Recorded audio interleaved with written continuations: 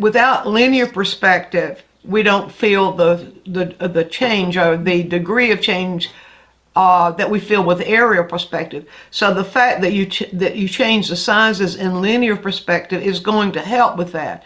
The thing we have to do is to just make those images in the distance slightly less contrasted. Just get the value a bit closer, maybe in some cases a half interval closer, in some cases maybe a full interval closer, depending on how far in the distance on a really, really clear day those images are.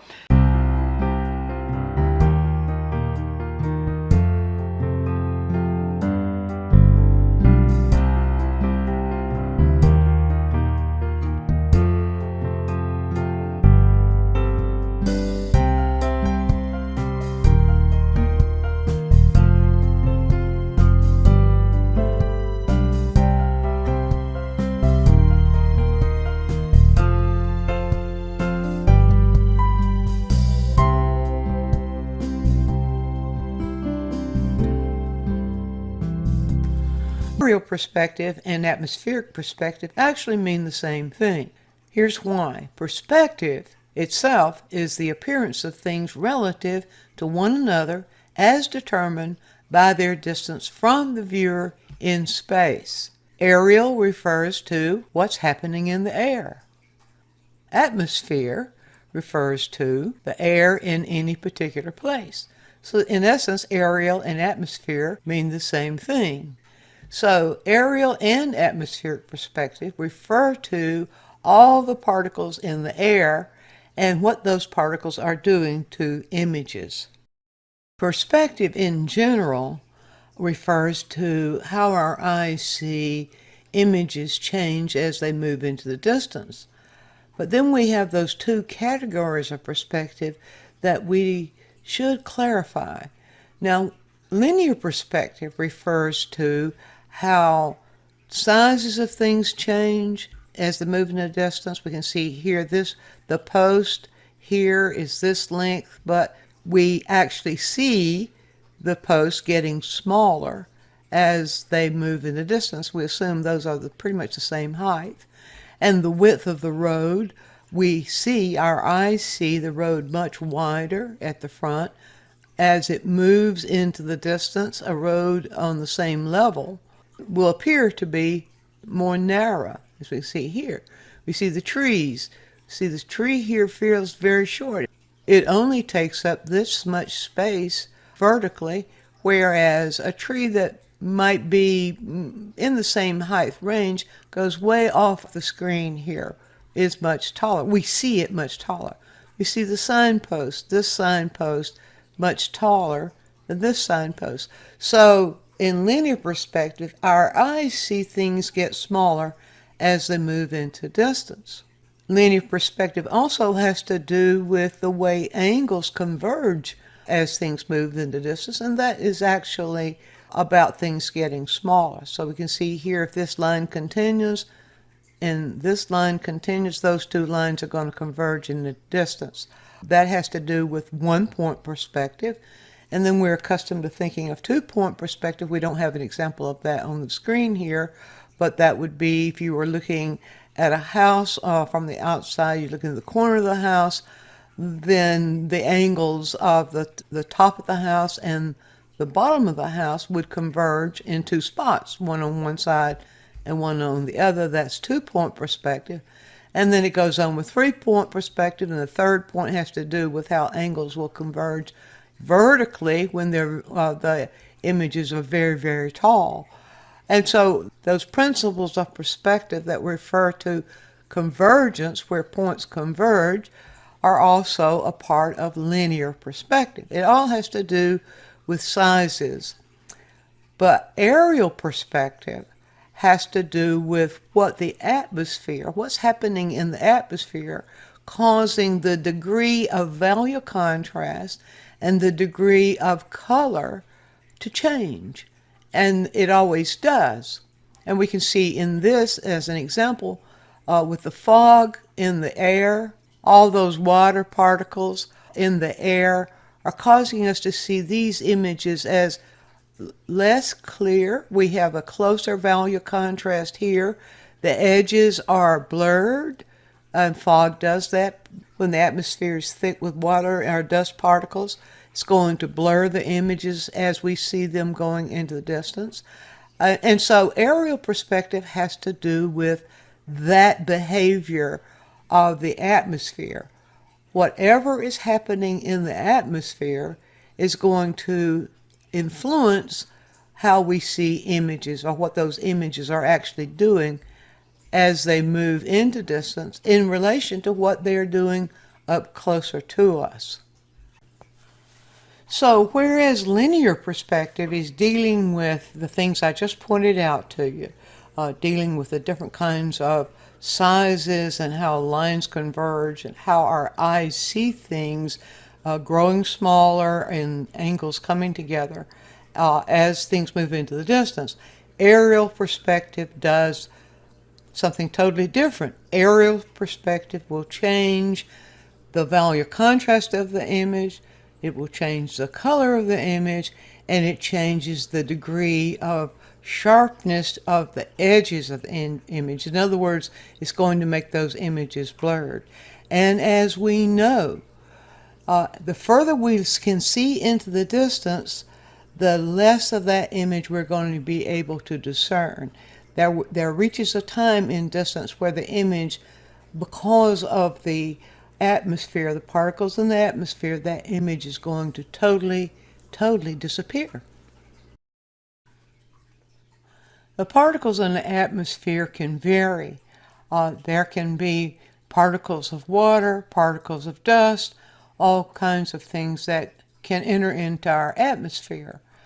And how they reflect light and the kind of light that gets reflected into them will determine what's actually happening in aerial perspective.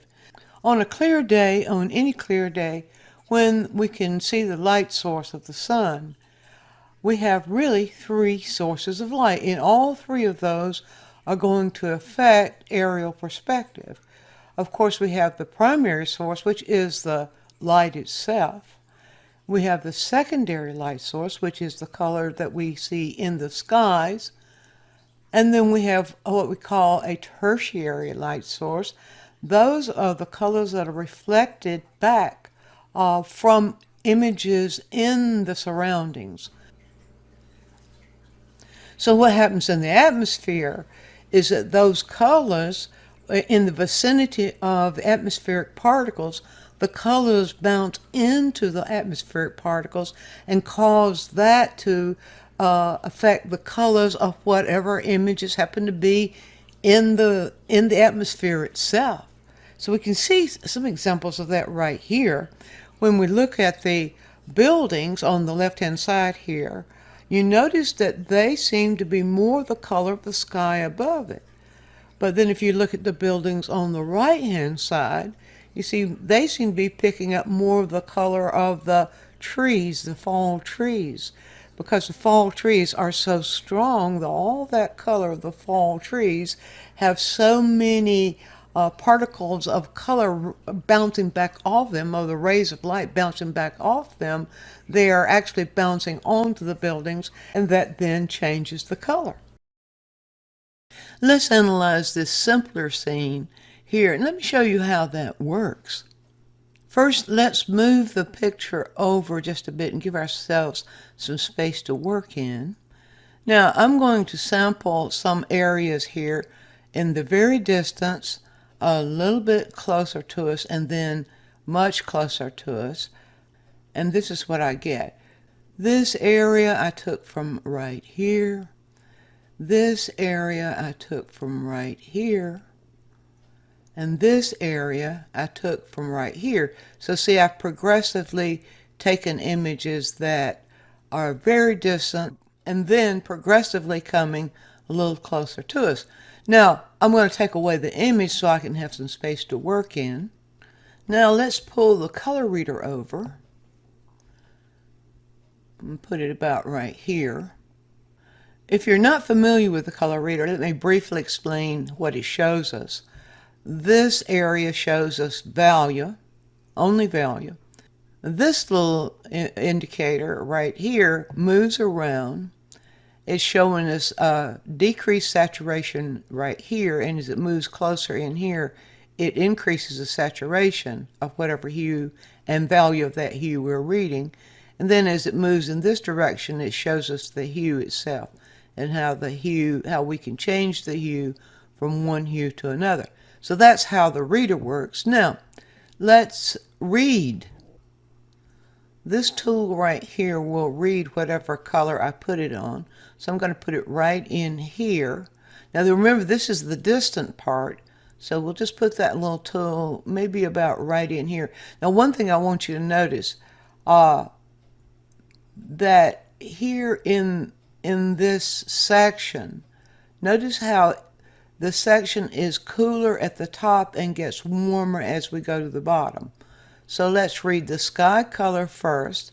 So there's the sky color in that particular place. And so let's put that sky color right over here.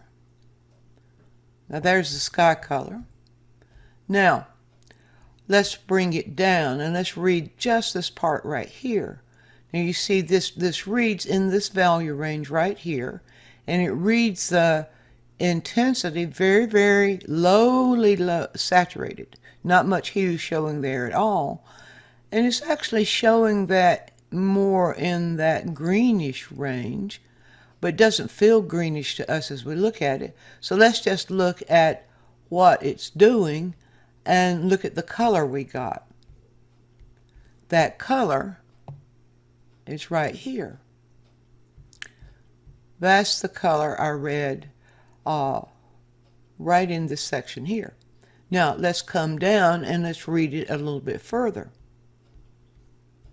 You see, as it comes down, then this begins to change a bit. And notice how it changes now. And it's actually moving over to the warmer side. So let's see where we are at that point.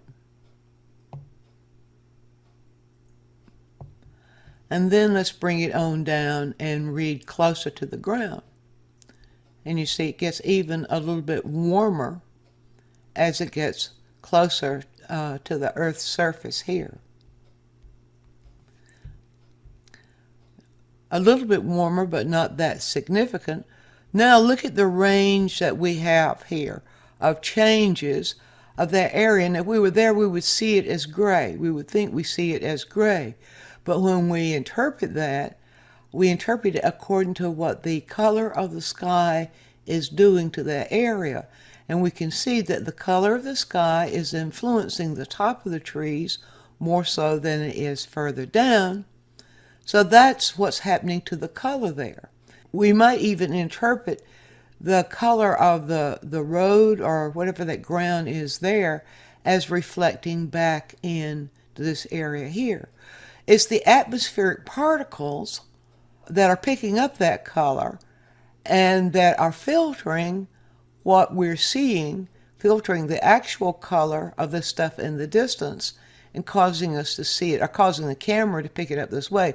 The camera will pick those things up and kind of exaggerate them just a little bit, but we as painters can exaggerate them too and create a vibrant area in something like that, whereas normally we might just make that the same color all the way down. So you see how that works. Now there's something else I want you to notice there, and that is notice the difference in value, the value contrast, the degree of value contrast. So let's read that next. All right, so first of all, let's just read one area here. No use reading the whole thing to show you. We'll just read what we can see is the darkest area, which is right here. That's right on that tree trunk. Let me sure, gotta be sure I get that. Yeah, there we go. That's more or less that's the value of the tree trunk that we're seeing right there. And so let's come down here, and now this is the value. This is the value of that tree trunk. You see it looks lighter here because I have a dark background I'm working against. But that's so that you can see, I created that dark background so that you can see value differences. Now, I'm going to go a little bit different direction here and show you the value of the tree that's in more or less the middle ground. So let's read the value of this tree right in here. Let's see, that one seems to fluctuate in value. Let's read the value of this one. All right, you see that now we see a little bit darker. So we'll put that right here.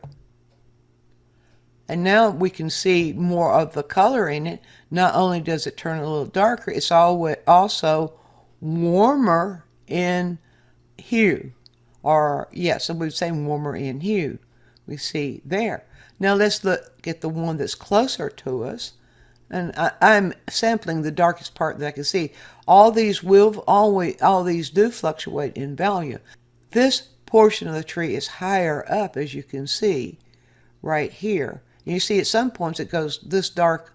Well, the camera does that. So let's come down and read it more or less about right in here where it's a little bit closer, because I want to get a value that's a little bit more natural or indicative of the comparison. So here's the value and the color we're reading right there. You see it's staying warm, it's closer to us, and it's darker. Now that's what the atmosphere does. This is showing you a real live illustration of how the atmosphere will change the color and change the value of things as they move into distance. Now let's go one step further here and examine the edges. What are we seeing happen to the edges? Remember we said the things that change, the color, the atmosphere, whatever's going on in the atmosphere is going to change the degree of value of contrast, it's going to change the color, and it's going to change the edges. Now I've taken away all the color samples. Let's clone some areas now and examine the edges. So I'm going to get my little cloning tool out here, and I'm going to put it, well, let's put it back on that tree, but that shows us more about what we can see in edges. And let's just clone right here, just clone that area right there. Now let's go down and let's clone these trees. Let's clone this one, because that one is a little bit more indicative. Let's just put it side by side. So we'll put that right there. Now let's go to the one that's closer to us and let's clone that. And let's put this right about right here. Okay, now let's take a look at what's going on with the edges. Now it's difficult to see because the image is so small, but these edges, if you look really, really closely at it, not only is it closer in value, you don't see sharp edges at all. Those edges are very blurred and sort of feeling of raggedness. In this one, you see the edge a little bit clearer. This is the one that's middle ground, kind of halfway between us and the furthest image. You can see the edge, you still don't see the edges really sharp there. In this one, you see the edges much clearer. So these are really, really good examples of what actually happens, or what the atmosphere actually does, the particles in the atmosphere, whatever they are, how they are going to affect the way we see images. Now, when we look at the entire scene again, let's look for just what we're seeing. And I'm going to use this image in your demonstration so that I can show you how we interpret these. But let's just examine them right now so that we can see what we're dealing with.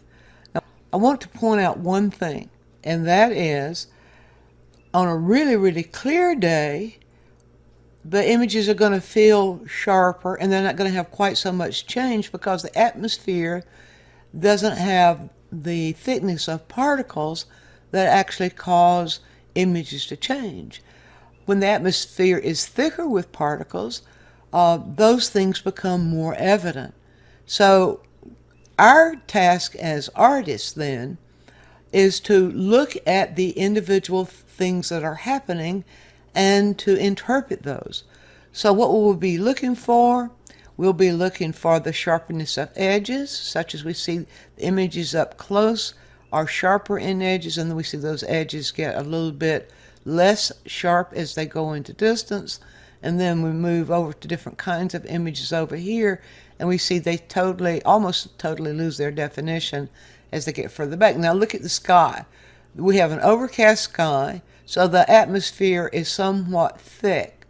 Not extremely thick, apparently, because we can still see this back here. If there were fog, we wouldn't see this at all. This would totally disappear. But this is a somewhat thick atmosphere, so we can pay attention to what's happening to the value contrast and the edges and the color, and that will tell us then what we need to do as artists. So back here, we're going to be dealing with what I said, going to be dealing with close value contrast, going to be dealing with the effects of the coolness of the sky, and then how this gets warmer as it goes down. And we're going to be dealing with the effect of that degree of value contrast in the images as they come closer. The landscape is going to determine what's actually happening there.